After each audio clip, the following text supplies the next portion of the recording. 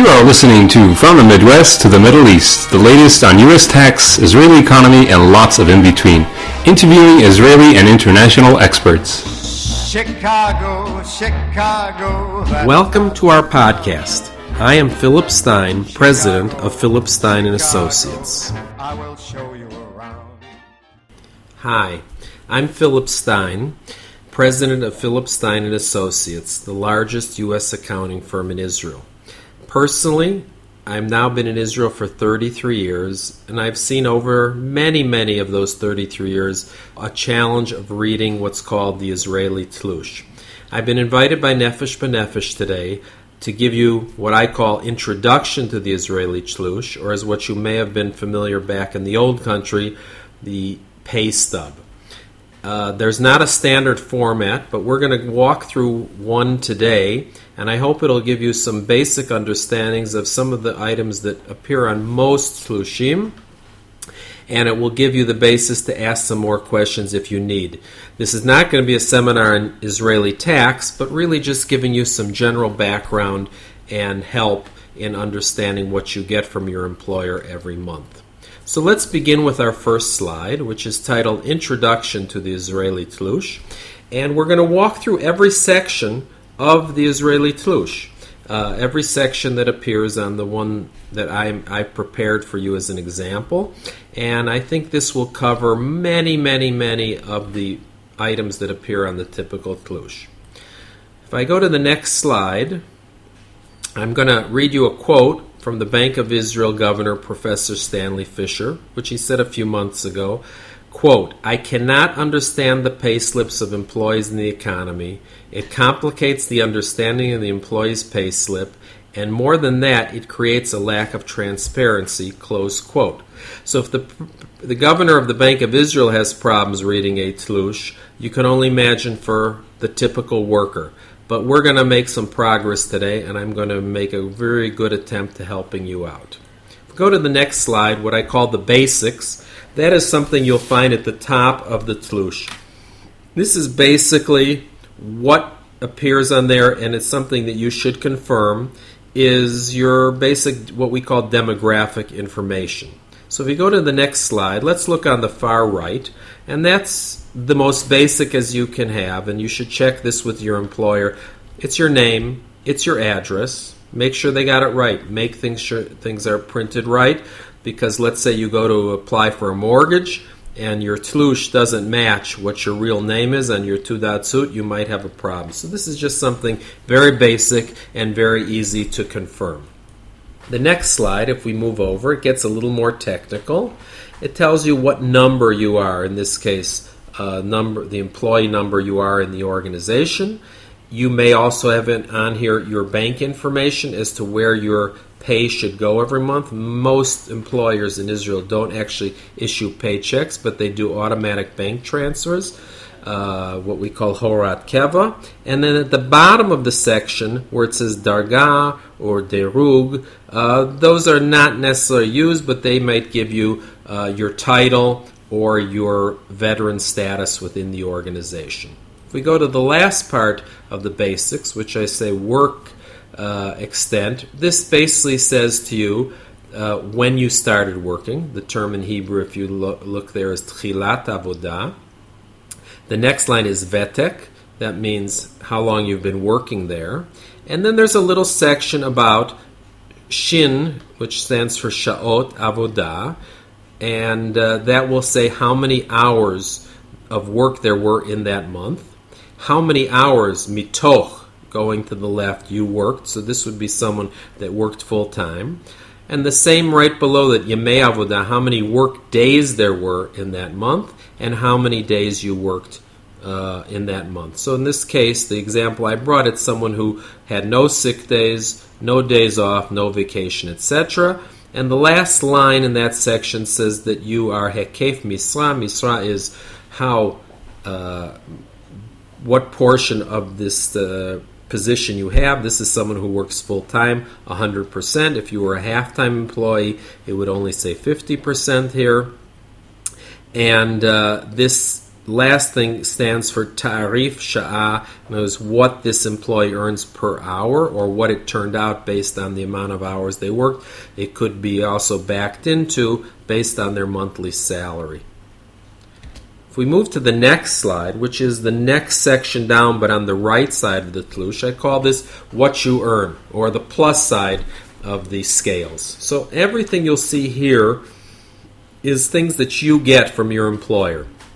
Some of them you may see in the form of cash, and some of them you may see in benefits which go elsewhere. So let's go line by line, and as you can see there is 5 columns here. Tiur Tashlum, moving from the right to the left, that's the description of the payment or benefit. Kamut, amount, as you see that's not relevant. What you get in terms of your what the benefit pays. Gilum, that's would be if you would worked out an arrangement that you wanted to be grossed up. That's what Gilum means. Accord.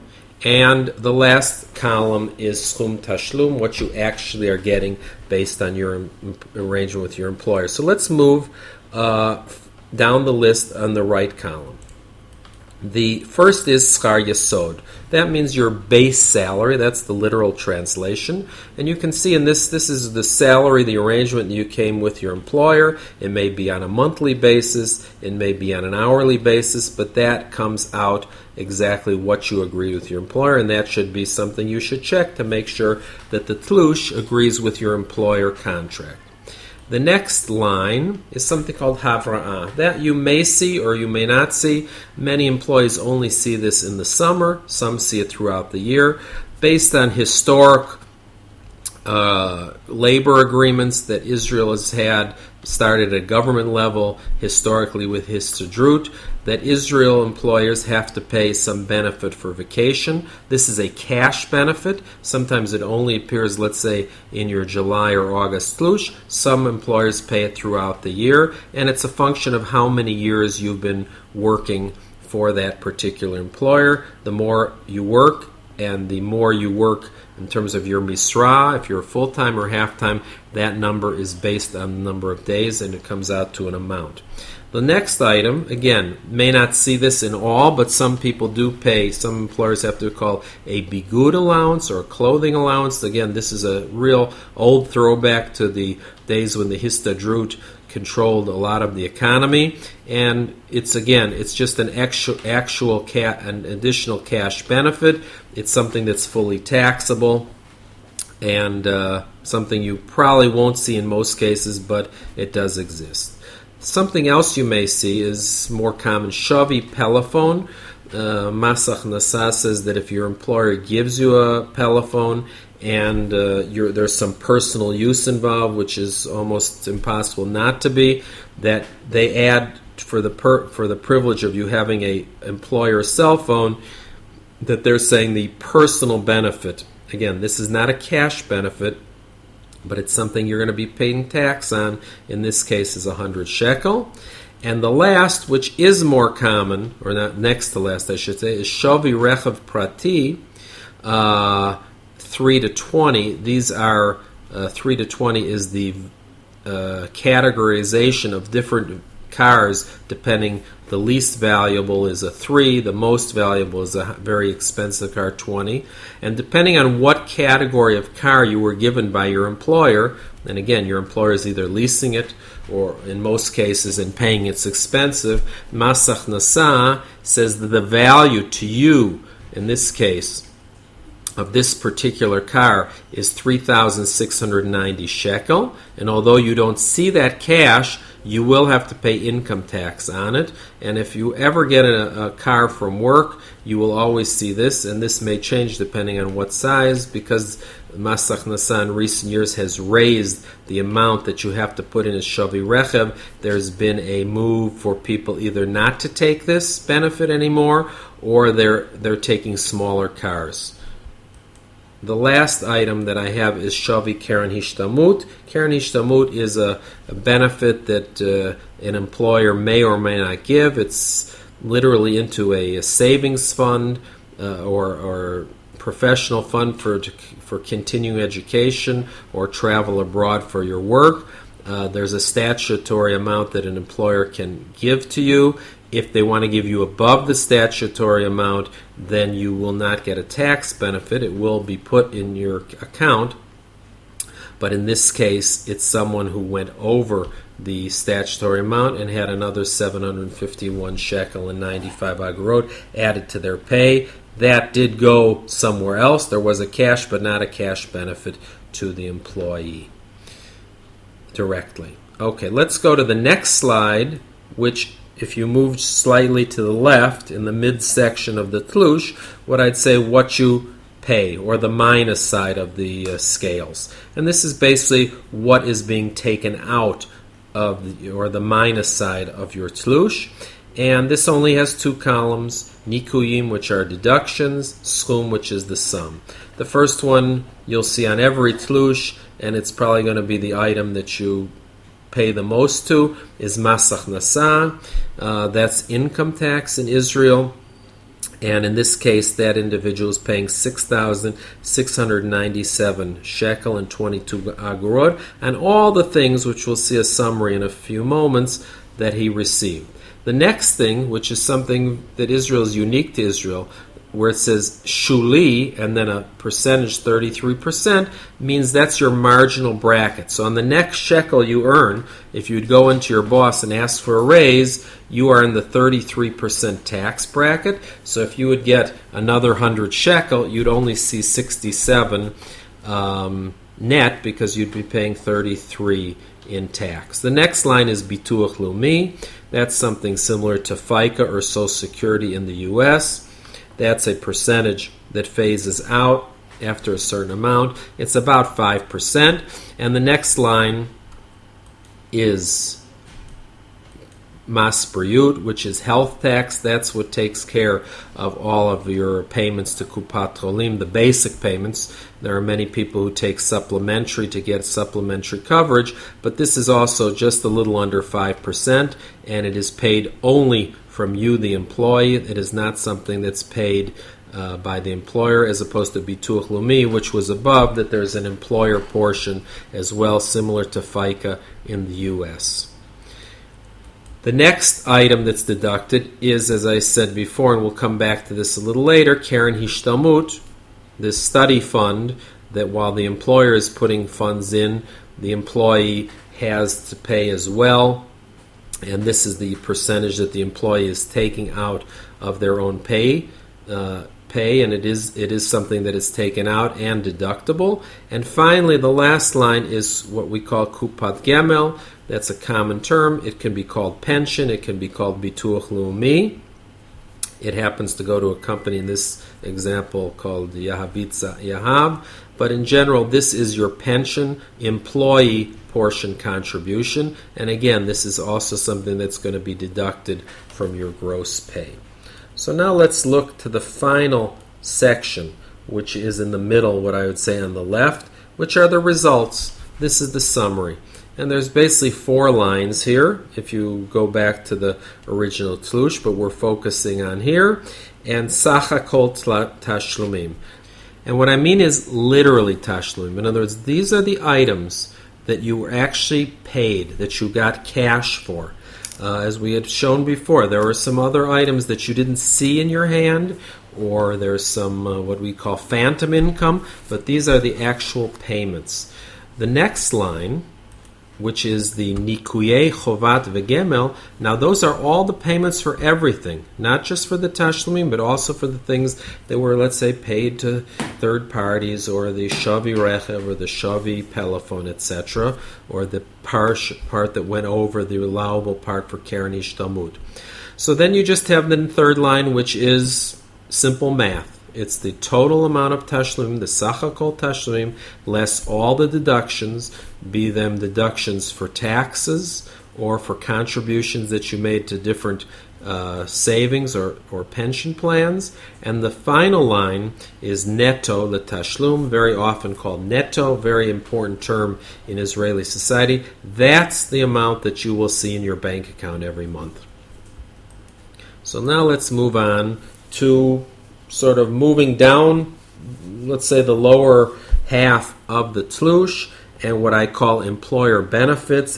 It's over there on the right side, a few lines here, and it begins with Hafgadot Ma'avid Lekupot Gemel. In other words, this is saying, wait a second, I now know what I put in, that I knew from the minus side, or the Nikuim, but what did my employer put away for me this month? So if we look at the first line there on the right side, it says Shema Kupa, Karen Hishtamut, that's the next line. Sug is Rashi Tevot, the letters for Karen Hishtamut.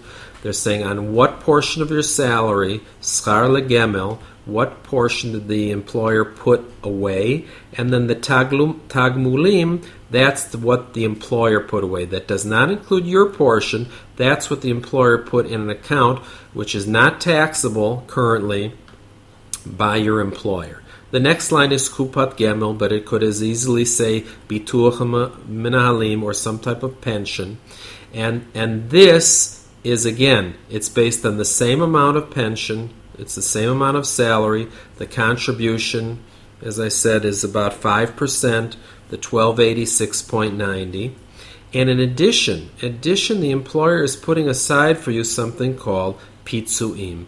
That is, again, it's not something you're seeing, but in historic Israeli labor agreements and labor law, that if you work, for every year you work a month, you need to be paid a month's salary severance, assuming you've worked a year and assuming you didn't do something very negligent or illegal, that employer will pay you 1 month salary for every year, and that comes out to 8.33%, which in this case is 2,143 shekel and 98 agorot.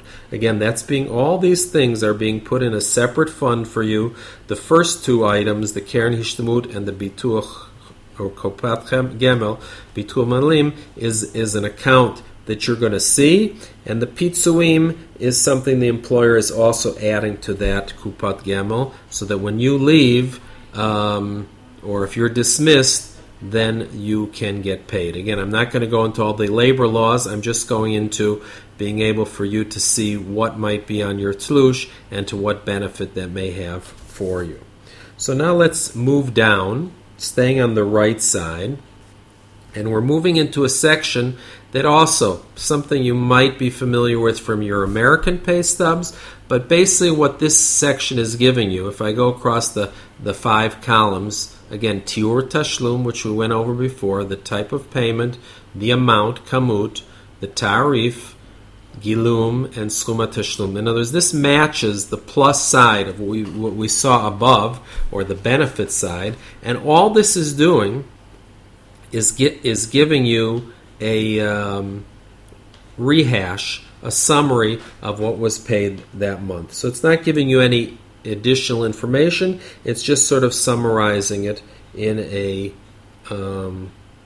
smaller way. Now, the reason I wanted to bring attention to this, if you look here you can now see the direct link between the Keren Hishtalmut that your employer is putting away from you. If you look at the bottom right of that arrow and across, let's say 1930 shekel and 35 agorot, and then if you go to the top of the arrow, you'll see your portion of 643.45, and if you add those two items together, that's how much your Keren Hishtalmut would have gone up that month nominally. Now, of course, it doesn't tell you how much your Keren Hishtalmut, or if what you might have been familiar with in the States is a 401k or 403b, what it went up from its own earnings, but that's the amount that went in or was added to. And the same would be said if you look at the second arrow of how much went into your pension plan, or as some people call it Kupat Gemel, both on the bottom right across, that's the employer put in, and in your case, at the top of the arrow, what you put in. So as you can see, the percentage with regard to pensions is almost the same, in fact is the same, like 5 and 5, but in the Keren Hishtalmut, the employer puts in much more, 1930, usually it's 7.5% by the employer and 2.5% by the employee. As we get to the final section, and this is again on the bottom, something everyone is very familiar with, monthly and year-to-date summary, 4 4 columns: chodshi, monthly; mitzdaber, which is accumulative; nikuim, which we said are the deductions, and accumulative. So here we're saying both the plus and the minus part of your paycheck, both what you got that particular month. That's the first column. It's just a rehash of what we've seen before. And I'll add there's a few items to add here. The second column is just what your year-to-date income is. So this particular person received a salary of 26, total payments rather, not just salary as we said, but actual payments of 26,279. That reflects year-to-date 131,845. And there's been mas achnasa paid year-to-date of 32,990 if you go all the way over to the left. The next line are what were things that were non-cash benefits, which are being taxed on, and this month was 3790, and year-to-date it's 18,950. Again, going down to this particular person's case that we said he got a little more than is allowed for Keren Hishtamut, 751, and what's been put in years to date. They're telling you how much. That's Chayav, Mas Achnasa, Mem, Hey is Rashi Tevot, or abbreviation for income tax, that you have, that 30,820 was the total amount that you had to pay income tax on this month. And if you move over one to the left, your total that fits into that category is 154,555, which we'd call in the U.S. gross earnings. And if we go down in this person's case, that Bituach Lumi, the amount of money that this person earned or benefits was subject to Bituach Lumi was also 30,820, and at some point Bituach Lumi does phase out for people who are high wage earners, and just like in the States there's a phase out for FICA, that would be reflected at some point once they got into much higher income. Two new items that was not covered before. If we look, there's a Rashi Tevot Erech Nun Zayin, which means Nikudot Zikui, that it's similar to exemptions that you would know from the U.S., personal exemptions, and that these have some tax benefit depending on if you're a working woman, working man, if you're a new ole, if you have some other problems, medical problems, you might get some more Nikudot Zikui, and this is actually showing you how much tax you save based on your personal situation and how much tax you save for the year, if you move over a little to the left. And the last item that this person has is that they have some savings because of their contribution to pension plan or to Gemel. And there are some other lines here that may or may not apply to you. People who make additional personal contributions to pensions, which is the next line. People who live in zones that the government has felt are entitled to additional tax benefits. There used to be more of these, but there are some still places on the periphery in Israel where Mas Achnasa, or the government, gives you some tax discounts. If you work a special Zikui Mishmerot, if you work some odd hours or in a, let's say, a dangerous place, you may also get some additional benefits. And if you have some medical health problems or some other issues, you may be entitled to Pator Miuchad, some additional tax benefits. The last thing over, if you look, which we'll get to actually in the next slide, is Matzab Mishpachti. This person is garush, is divorced, is entitled to 2.25 Nikudot Zikui, which translates into a certain amount of tax savings. And in this case, these other things don't apply, which is that they have to pay a certain percentage of tax or their personal tax discount because they live in the periphery. The final section of the Tlush that I'd like to go over, which usually people don't look at this section, which you would is on the far left, almost at the bottom, which I call personal time. It has 5 columns: Teor, description, what you had before, the addition, and the balance. But basically this is vacation time, sick days, someone who might be in Miluim, reserve, or entitled to vacation days, Havra'ah. So in this particular case, This person has accumulated almost 24 days of vacation, 23.63. For working this last month, they picked up an additional 1.83 vacation days. So today this person could say to their employer with sufficient notice, I'm taking vacation and I'm getting 25.47, 25 and a half work days off, which will be fully paid.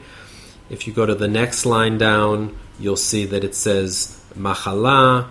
No one should ever have to use this, but if you are sick, this person already has accumulated 6 sick work days, and an additional 1.5 was earned this month. So this person could be out for 7.5 days and get full pay. These rules about sick days, vacation days, how many you can accumulate, do you have to use or lose, is very complicated and varies amongst employers, and it's something that every employee should check up on and understand what their policy is.